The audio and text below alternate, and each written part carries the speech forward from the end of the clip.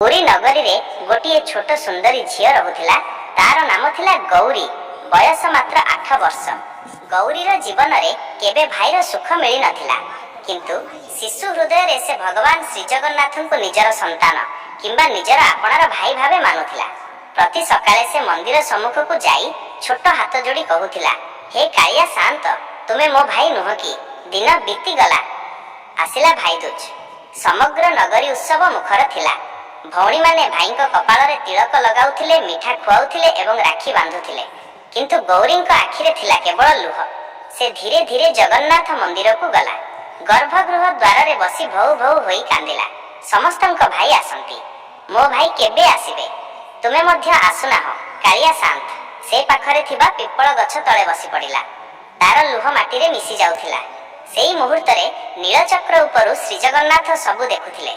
भक्तर कांदणा तांक हृदय को भेदी गला। भगवान कहिले, आज मो भौणी कांदुछि, आउ मु चुपचाप बसी रहिबी? एहा उचित नुहे। देखु देखु श्री जगन्नाथ 7 वर्षर एक सुंदर बालक रूप धारण कले। मुंडरे छोट पगड़ी, चंचल आखि एवं मुहरे दिव्य तेज। से सीधा पुरी बजार रसगोल्ला दुकान को गले। माटी हांडी रे हाथ देइथिबा बेले गुड़िया हळुआ आसी चित्कार कला, ए छुआ कौन करुछु? भगवान हसी कहिले, काका मिठा किनिबा को आसीछि। तुमे सोईथिल सेथिपाई निजे नेली। गुड़िया रागी गला। सेतिकी बेले भगवान निज हाथरु एक सुना कंकण काढ़ी देई देले। गुड़िया रसगोल्ला देला, किंतु भगवान हसी हसी सेठारु दौड़ी पळाइले।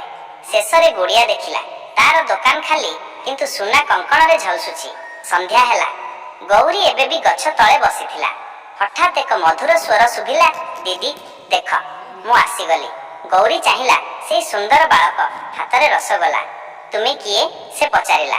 बालक हसी कहिले, मु तुम भाई जगन्नाथ। समय जेमिति अटकी गला। गौरी दौड़ी जाई तांको आलिंगन कला। से दिन गौरी भगवान को कपाल रे तिलक लगाइला एवं रसगोल्ला खुआइला। श्री जगन्नाथ हसी कहिले, भाव शुद्ध हेले एवं भक्ति अटल हेले भगवान मध्य भाई होई जांती। सेई दिनरु पुरी रे एही लीला अमर होई गला।